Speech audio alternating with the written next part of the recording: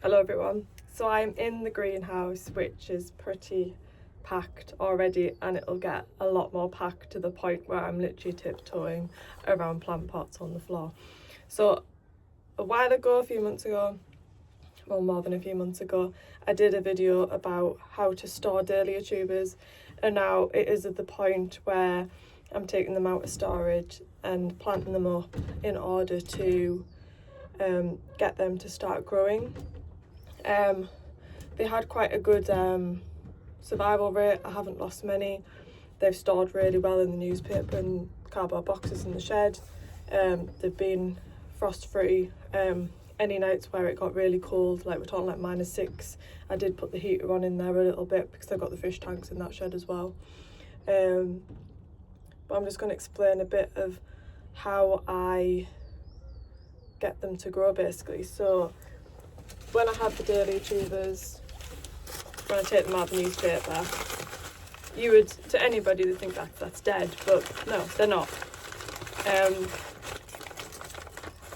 So there's an example of what they look like. They can look a bit shriveled up because they've had no water all those months. Now, some people will say if you've got tubers which are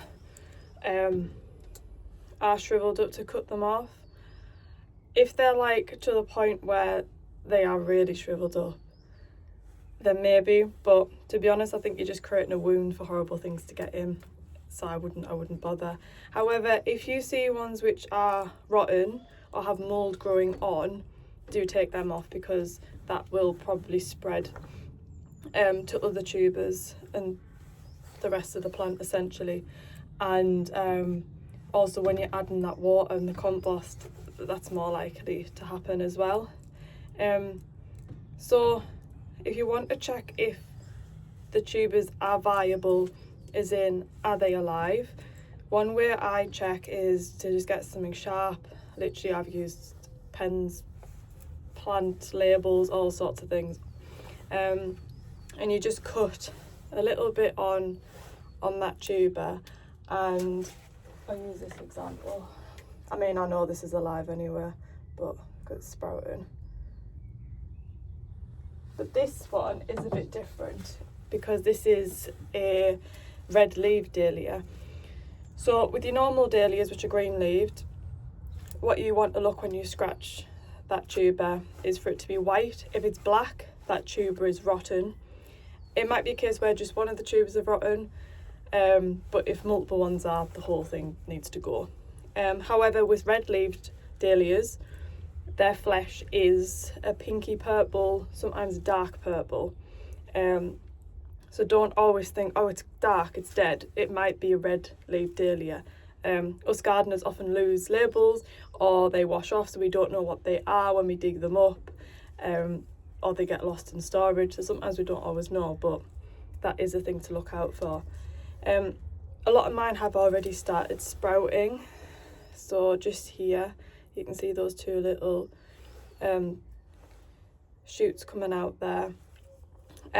Something to also check for on your dahlia tubers is gall, which I think is becoming an ever increasing issue with dahlias. I've never had it from seed grown ones. It's always been on ones I bought in, so I haven't really bought any this year. I'm just sort of using what I've got, or if I have bought them, I've bought them in store so I can have a look myself. But I think you can only really tell ideally when they really do start sprouting, and that's when you can really tell.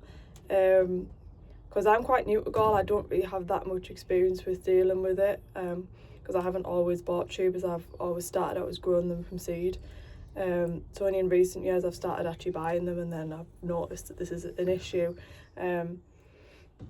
But with gall, basically, it produces all these deformed looking sort of stems and leaves. It does spread to other dahlias, and you don't want it. Basically, they recommend to burn them. So what I'll do, I'll get a pot. I just use plastic pots to start with, not actually the pots that I'm going to put them in as the final display sort of thing. Put a bit of compost in the bottom, then you put that dahlia in, and then you want that compost or soil, whatever you're going to use, to cover up to where it would have been when it was growing the previous year, essentially. You can cover those sprouts. I do that. I haven't had any issues. And keep them watered is really key. One thing I do also use, if I have really big dahlias, sometimes you don't want to go and put a load of new compost in a big pot for a dahlia to not survive, and then it gets algae growing on it and mould on the top, and you might not want to reuse that compost.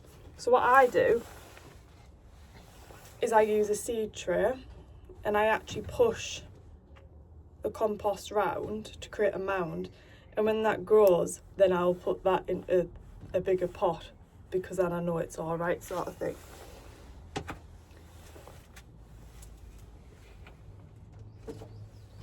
But then in the pots, for example, here's some here that are just starting to sprout.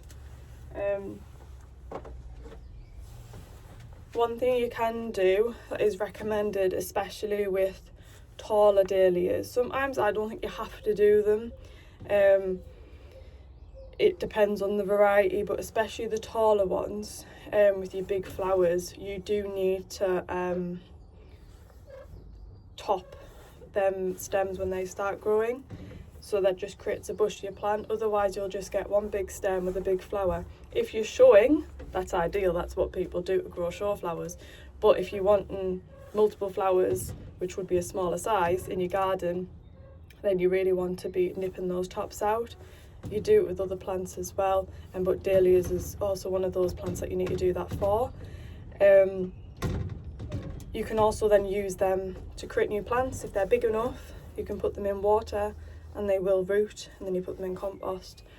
But I would also say don't let them get too big, because the plant is then wasting energy in something that you're then just going to cut off. So as soon as you see, I sort of, again, it depends on the variety and the shape of it, but I'll probably do another video close to the time because it's hard to explain without actually having a dahlia in that stage.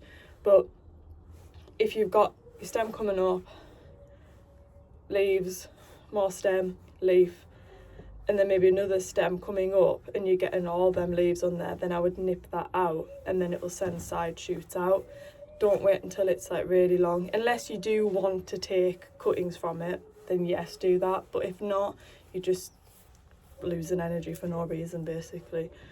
So that is basically what I've been doing. One of the big jobs is unboxing all of them and potting them on. There is more than what I remember. There's a lot of little ones that I've that's the neighbour's bloodhound that you can hear in the background there. I've had to put in little pots. They were the ones that I sowed last year, which are really tiny tubers, but they'll grow and then they'll grow bigger. Some dahlias will never get really big tubers, that's just the variety as well.